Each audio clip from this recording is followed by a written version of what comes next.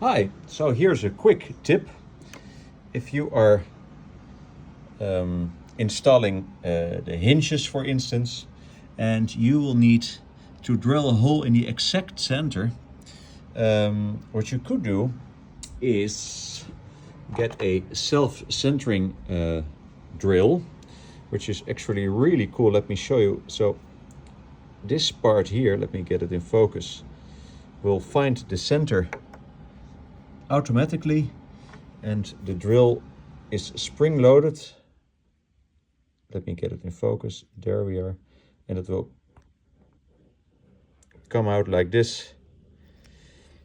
So let me show you. It finds the center.